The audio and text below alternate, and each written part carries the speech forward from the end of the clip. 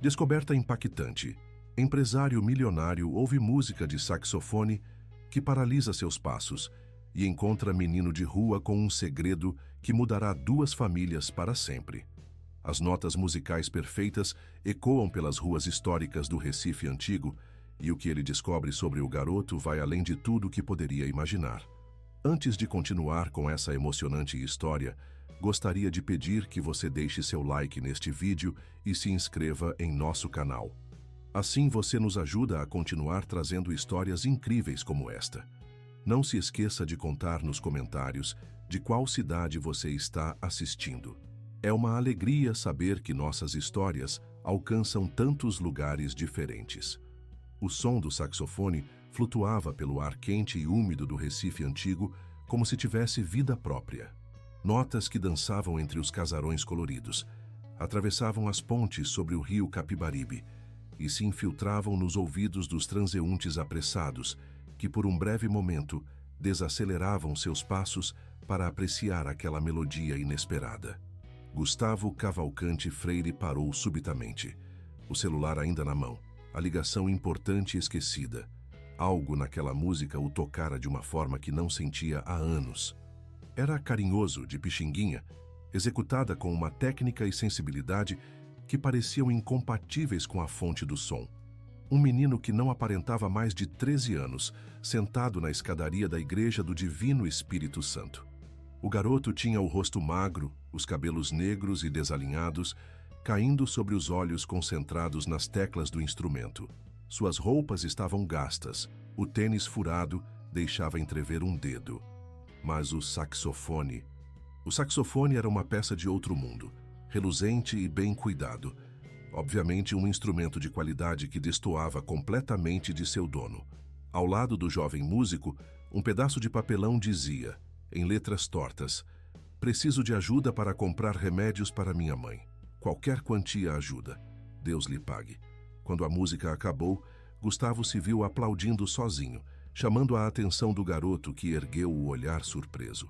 "Você toca como um profissional", disse Gustavo aproximando-se e colocando uma nota de R$ 100 na caixinha improvisada ao lado do menino.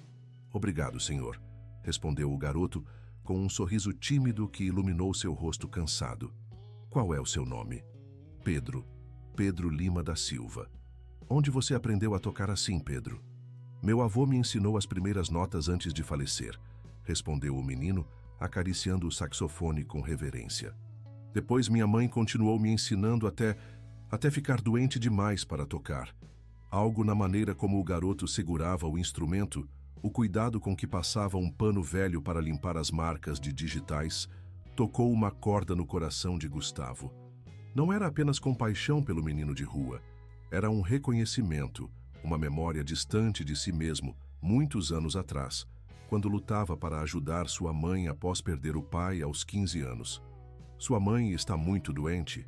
perguntou, procurando não soar invasivo. Os olhos do menino se tornaram sombrios. "Tuberculose, é o que o médico do posto disse. Ela não consegue mais trabalhar. Eu estudo de manhã e venho tocar aqui toda tarde por 3 horas. É o suficiente para comprar os remédios que o SUS não fornece."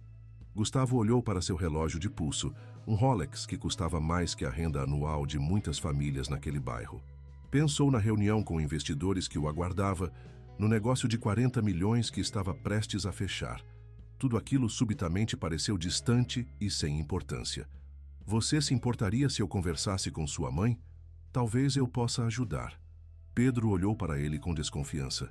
Era uma reação natural para quem vivia nas ruas do centro, onde a bondade raramente vinha sem segundas intenções. "Minha mãe não aceita esmolas, senhor. Ela diz que temos nosso orgulho."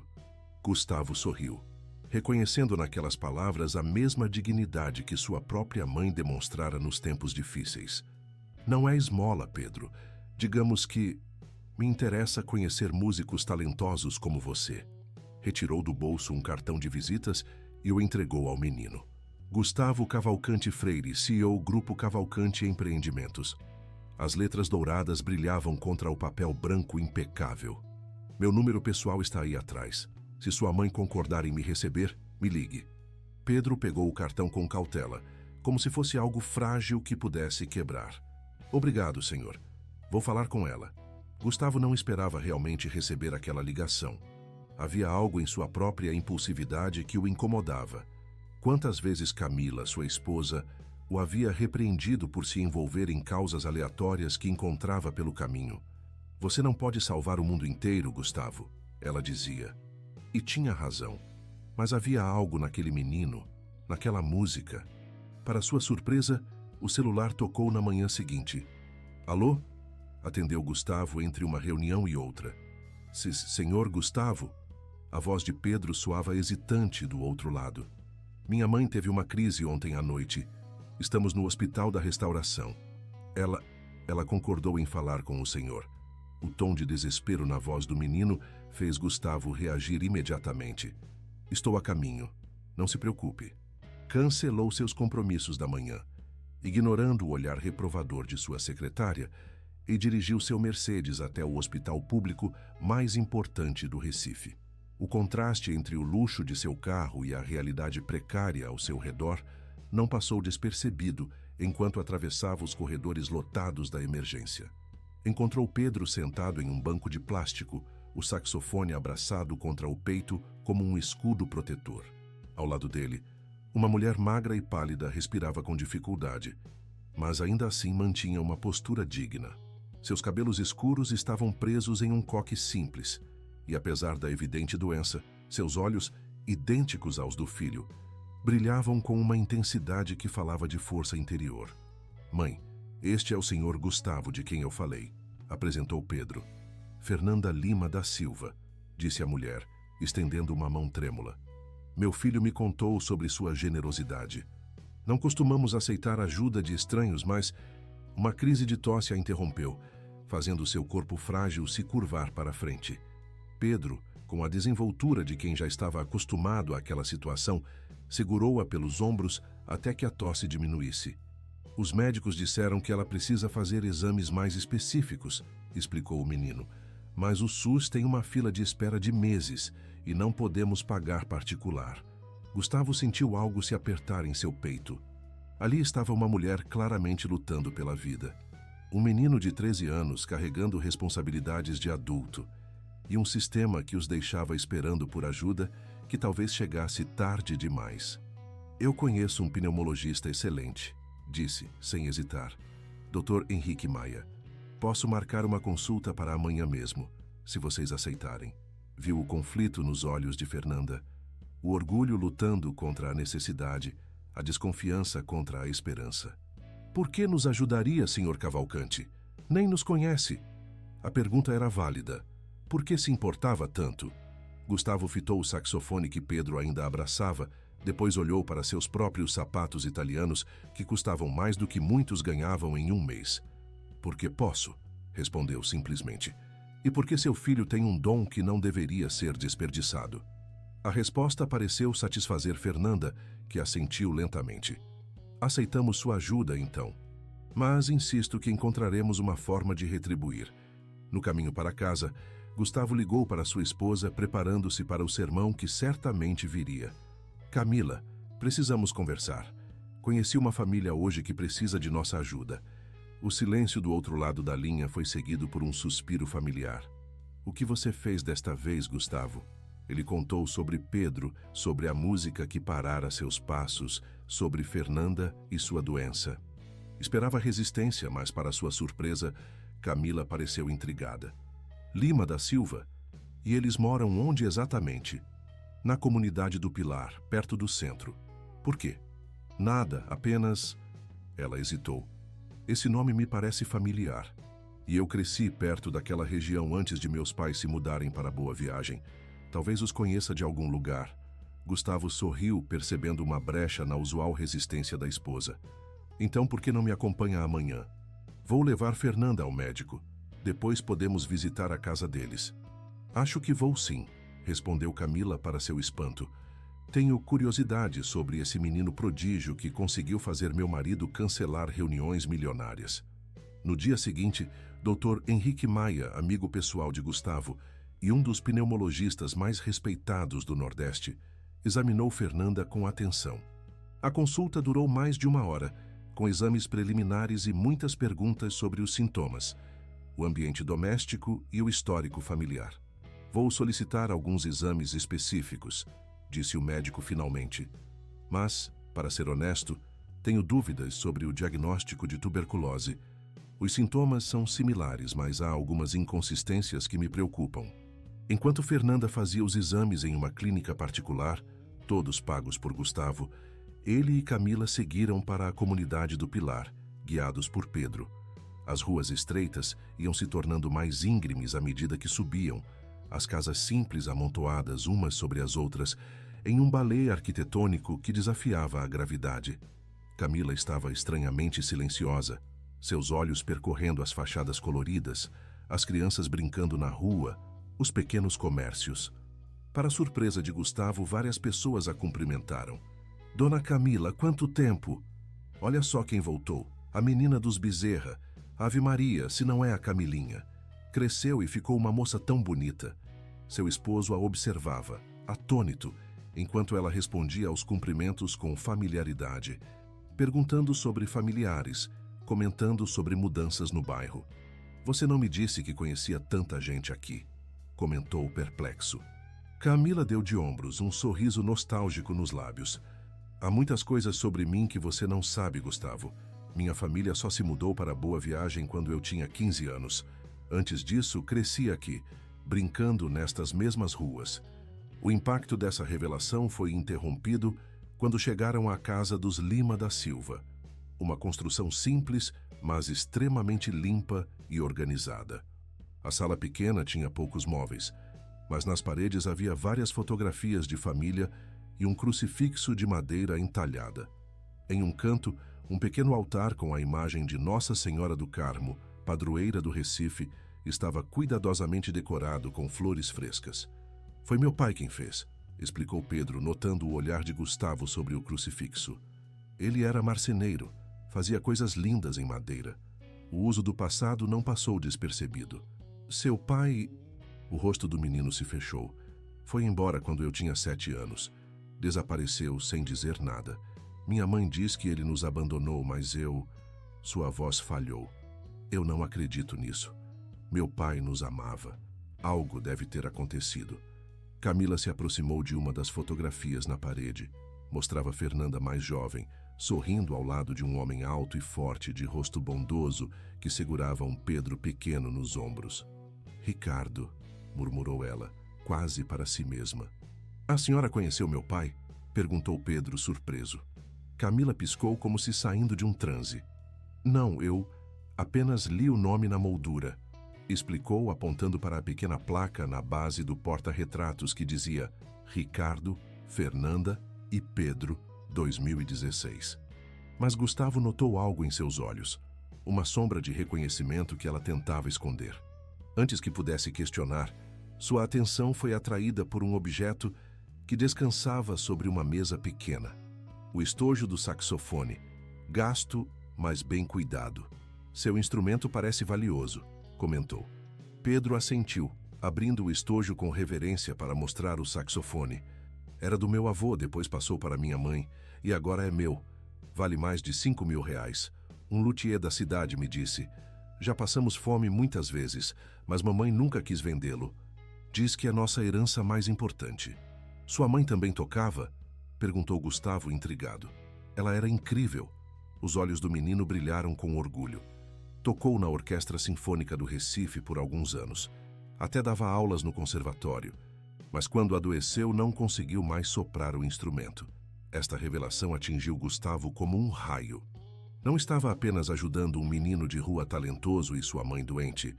Estava diante de uma família com tradição musical, cujas circunstâncias os haviam forçado à pobreza. E como você aprendeu a tocar tão bem? Perguntou Camila, que finalmente parecia recuperar a compostura. Minha mãe me ensinou o básico.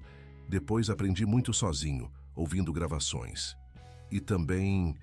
Pedro hesitou como se temesse parecer presunçoso. Também o quê? Encorajou Gustavo.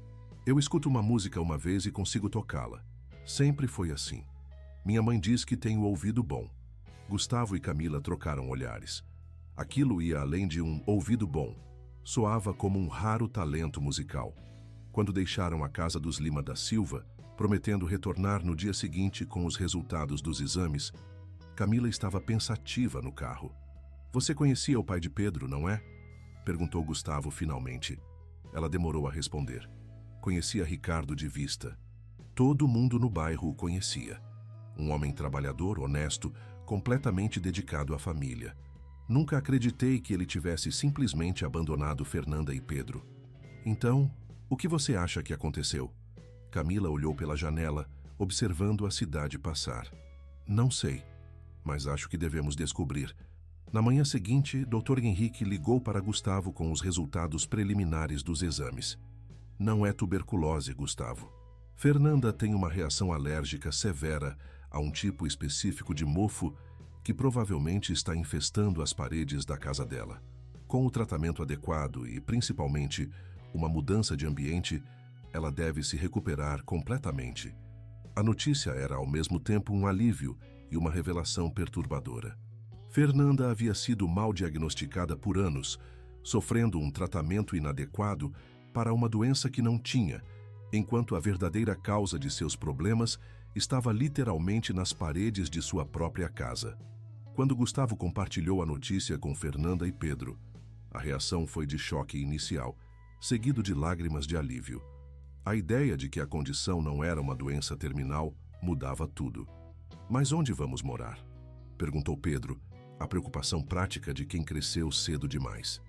"Não podemos pagar por outro lugar, e mesmo que pudéssemos, quem alugaria para uma mulher doente e seu filho?" Camila, que havia acompanhado Gustavo, tomou uma decisão impulsiva que surpreendeu até a ela mesma. "Temos uma casa de hóspedes vazia nos fundos de nossa propriedade em Boa Viagem. Vocês poderiam ficar lá enquanto procuram um lugar adequado." O orgulho de Fernanda lutou visivelmente contra a necessidade. "Não podemos aceitar..." "Não é caridade", interrompeu Camila com firmeza. "Pedro pode dar aulas de música para crianças do bairro. E quando você melhorar, Fernanda, tenho vários conhecidos no meio musical que ficariam felizes em conhecer uma ex-integrante da orquestra sinfônica." Foi Pedro quem finalmente convenceu a mãe, com a lógica simples e direta das crianças.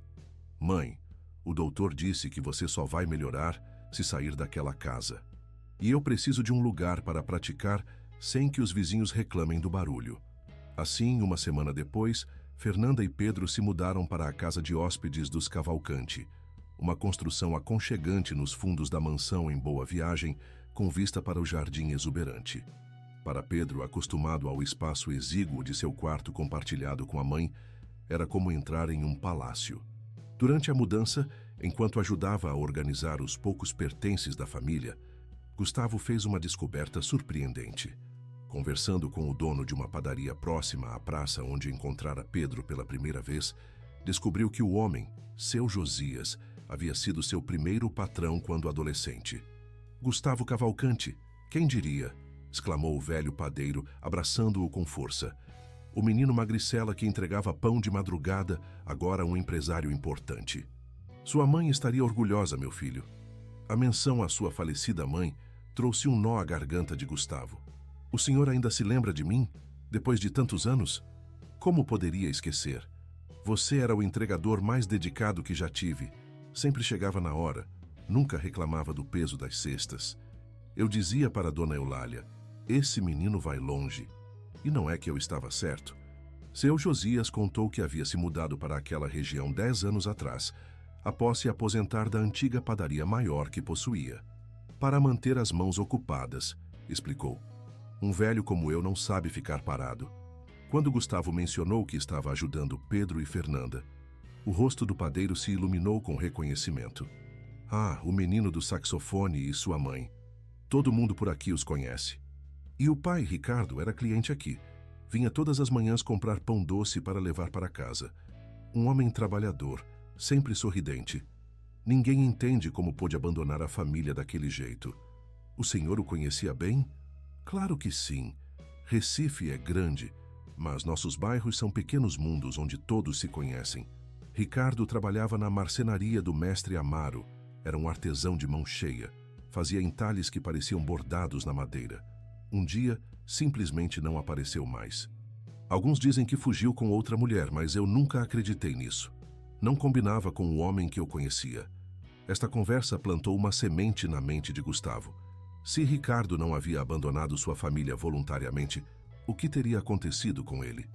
Enquanto isso, a saúde de Fernanda melhorava visivelmente a cada dia, longe da casa infestada de mofo. A cor voltava às suas faces. A respiração se tornava mais fácil. E em poucas semanas ela já conseguia caminhar pelo jardim sem se cansar. Pedro, por sua vez, florescia sob os cuidados do professor Cláudio Santoro, um renomado saxofonista que Gustavo contratara para dar aulas particulares ao menino. Após apenas 3 semanas de aulas, o professor ligou para Gustavo, visivelmente emocionado. Senhor Cavalcante, preciso lhe dizer algo importante sobre Pedro. Sua voz tremia de entusiasmo. Esse menino tem ouvido absoluto. É um dom raríssimo, presente em menos de um músico em 10.000. Ele consegue identificar qualquer nota sem referência, reproduzir melodias complexas após ouvi-las uma única vez, e possui uma intuição musical que não se ensina. O que isso significa para o futuro dele? Perguntou Gustavo, sentindo um orgulho que o surpreendeu por sua intensidade. Com a formação adequada, Pedro pode se tornar um músico de renome mundial. Estamos falando de um talento excepcional que precisa ser nutrido.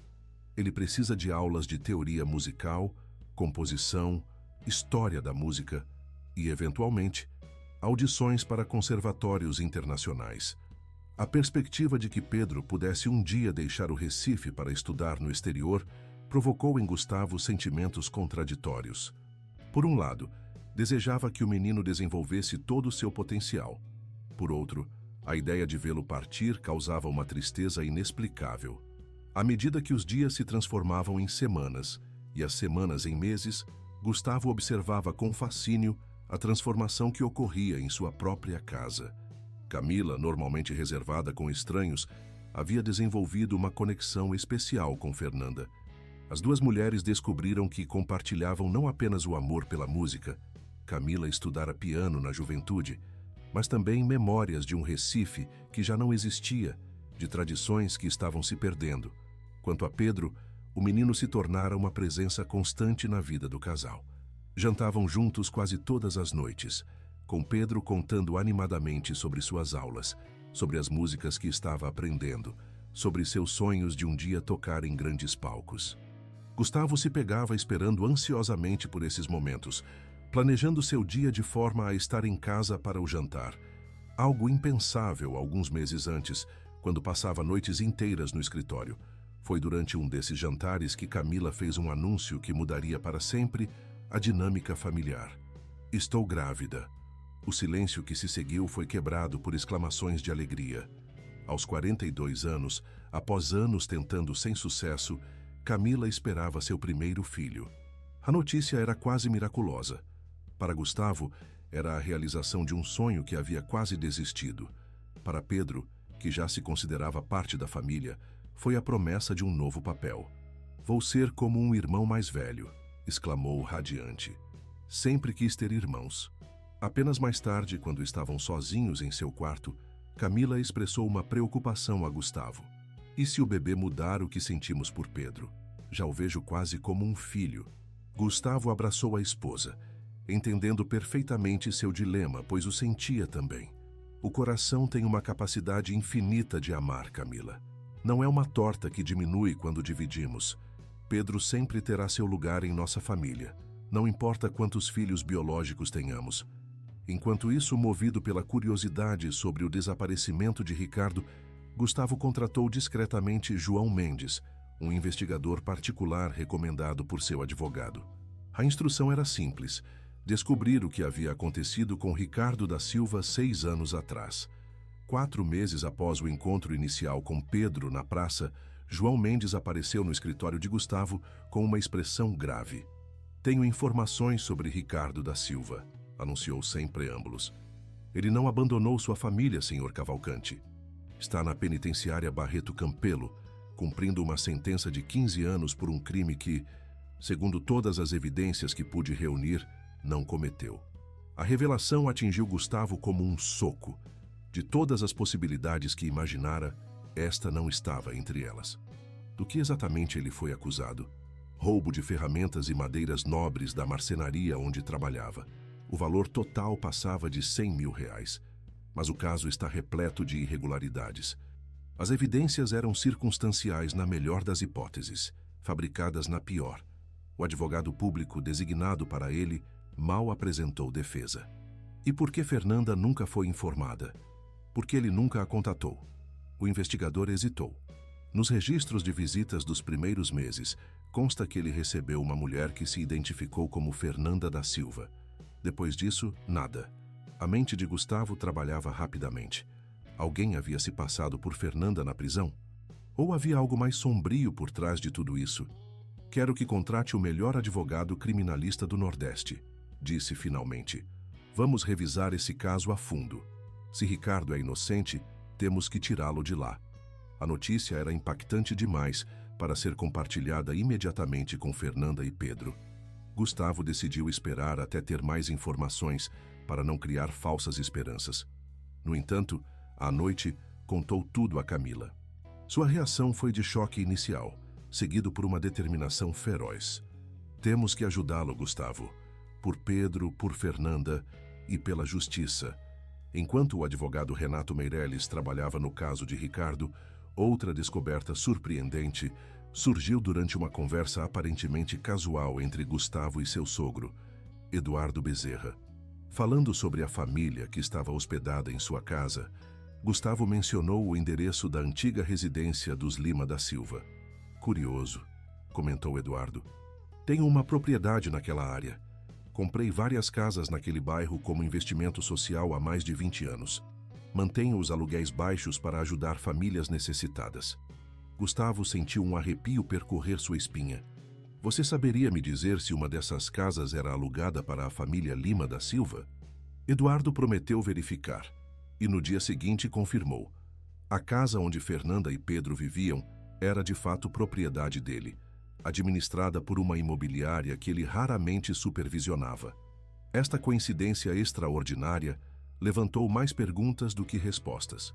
Por que de todas as casas em Recife, a família de Pedro havia acabado morando em uma propriedade pertencente ao sogro de Gustavo? Simples acaso? Ou havia alguma conexão mais profunda entre as famílias Bezerra e Lima da Silva que ninguém conhecia? Durante as semanas seguintes, enquanto esperava por novidades sobre o caso de Ricardo, Gustavo observava com crescente curiosidade a interação entre sua esposa e Fernanda. Havia uma familiaridade entre elas que ia além da amizade recém-formada. Pequenos gestos, expressões compartilhadas, até a maneira como ambas inclinavam a cabeça ao escutar música. Um dia, ajudando Fernanda a organizar antigas fotografias de família que haviam sobrevivido à mudança, Camila encontrou uma imagem amarelada pelo tempo. Mostrava um homem de meia-idade ao lado de uma menina pequena, ambos segurando instrumentos musicais. Este é meu avô materno, Antônio Lima, explicou Fernanda com nostalgia. Foi ele quem me ensinou música e depois eu passei o conhecimento para Pedro. O saxofone era dele. Camila examinou a fotografia com intensidade, como se procurasse algo específico. Como era o nome completo do seu avô? Perguntou, sua voz tremendo ligeiramente. Antônio Lima dos Santos, respondeu Fernanda. Por quê? Camila empalideceu visivelmente. E sua mãe se chamava? Clara. Clara Lima dos Santos. Faleceu quando eu tinha 20 anos. Camila deixou escapar uma exclamação abafada. Com mãos trêmulas, pegou seu celular e mostrou a Fernanda uma foto de seu próprio álbum de família. Um homem idêntico ao da fotografia, apenas mais jovem, ao lado de outra menina. Este é o irmão da minha avó, Antônio Lima dos Santos. Ele se desentendeu com a família quando jovem e se afastou. Minha avó passou anos tentando localizá-lo, mas sem sucesso. As duas mulheres se encararam, a compreensão despontando em seus olhares. Isso significa que somos... Começou Fernanda. Primas de segundo grau, completou Camila. Nossas avós eram irmãs. A revelação foi como uma peça final encaixando-se em um quebra-cabeça complexo. A conexão imediata que sentiram ao se conhecer, a estranha familiaridade, as coincidências improváveis, tudo finalmente fazia sentido. O sangue chamando o sangue através de gerações, famílias separadas pelo tempo e circunstâncias, agora reunidas por um encontro casual entre um empresário e um menino tocando saxofone na rua. Para Gustavo, esta descoberta foi a confirmação de que seu impulso inicial de ajudar Pedro não fora mero acaso. Alguma força maior estava em ação, reunindo vidas que nunca deveriam ter sido separadas. Quando Pedro soube que Camila e sua mãe eram parentes, sua alegria foi contagiante. "Então somos realmente uma família", exclamou abraçando Camila. "Eu sabia que havia algo especial entre nós desde o início." O desenvolvimento musical de Pedro continuava impressionante. Após 6 meses de aulas, o professor Cláudio organizou uma audição especial para o Conservatório Pernambucano de Música. O desempenho do menino foi tão extraordinário que lhe ofereceram não apenas uma vaga, mas uma bolsa integral e a oportunidade de participar de um programa internacional de intercâmbio em São Paulo. "É a chance da sua vida, filho", disse Fernanda quando receberam a notícia. "O melhor conservatório do país, professores internacionais." Mas havia um problema. Aceitar significaria que Pedro teria que se mudar para São Paulo, a mais de 2.000 quilômetros de distância. "Não quero ir", declarou o menino, para a surpresa de todos. "Não posso deixar você agora que estamos finalmente bem, mãe. E Gustavo e Camila e o bebê que vai nascer são minha família também." O dilema era real e doloroso. De um lado, uma oportunidade educacional única que poderia definir o futuro de Pedro como músico. De outro, os laços familiares recém-descobertos, o medo de perder o que haviam construído juntos. "Não precisamos decidir agora", disse Gustavo, sensível ao conflito do menino. "O programa só começa em 6 meses. Temos tempo para pensar em alternativas." Foi durante esse período de incerteza que veio a notícia que todos aguardavam. Após 11 meses de trabalho intenso, o advogado Renato Meireles conseguiu que o tribunal aceitasse revisar o caso de Ricardo. As evidências de fabricação de provas eram contundentes e havia indícios de que o verdadeiro culpado pelo roubo na marcenaria fora o próprio filho do dono, que usara Ricardo como bode expiatório. "Com um pouco de sorte, ele poderá ser libertado nas próximas semanas", anunciou Renato. Contar a notícia a Fernanda e Pedro foi um dos momentos mais emocionantes e complexos que Gustavo já vivera. A reação inicial de Fernanda foi de incredulidade, seguida por uma mistura de alegria e raiva. Alegria por saber que Ricardo não os abandonara voluntariamente, raiva por todos os anos perdidos, pela mentira que haviam sido forçados a viver. "Por que ele nunca me procurou? Por que me deixou acreditar que tinha nos abandonado?" Gustavo explicou sobre a visitante misteriosa que se passara por ela, sobre como Ricardo provavelmente acreditava que havia sido rejeitado por sua própria família. A dor nos olhos de Fernanda era imensa, mas também havia determinação. "Quero vê-lo. Preciso que ele saiba que nunca deixamos de amá-lo, que nunca perdi a esperança, mesmo quando dizia o contrário." O encontro foi organizado com a ajuda de Renato.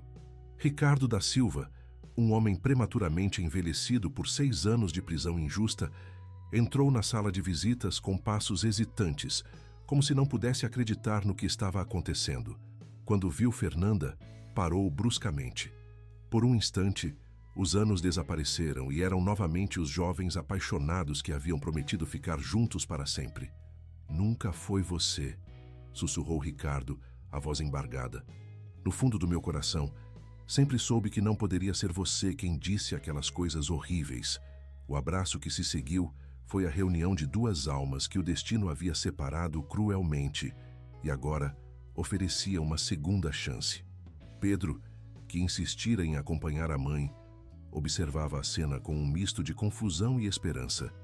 O homem à sua frente, com cabelos grisalhos e rosto macilento, mal se parecia com o pai que vagamente lembrava da infância. "Pai", chamou, a voz trêmula. Ricardo se ajoelhou diante do filho, lágrimas escorrendo por suas faces marcadas. "Você cresceu tanto, meu pequeno músico", disse, lembrando como Pedro sempre se fascinava com o saxofone do avô. "Sua mãe me contou que agora você toca como um profissional." "O senhor Gustavo me arranjou um professor", explicou Pedro, "e vou fazer uma audição para o conservatório." A menção a Gustavo trouxe um breve lampejo de algo semelhante a ciúmes nos olhos de Ricardo, rapidamente substituído por gratidão. Tenho muito a agradecer a esse homem, disse, olhando para Fernanda. Ele cuidou de vocês quando eu não pude. 15 meses após aquele primeiro encontro na praça, Ricardo da Silva foi oficialmente declarado inocente e libertado. O verdadeiro culpado confessou, e o juiz fez questão de pedir desculpas publicamente pelo erro judicial que custara 6 anos da vida de um homem inocente. A reunião familiar foi emocionante, mas também carregada de tensões não expressas. Ricardo, embora profundamente grato aos Cavalcanti, sentia que precisava recuperar seu lugar como chefe de família. Fernanda se dividia entre a alegria de ter seu marido de volta e a independência que desenvolvera nos anos de sua ausência.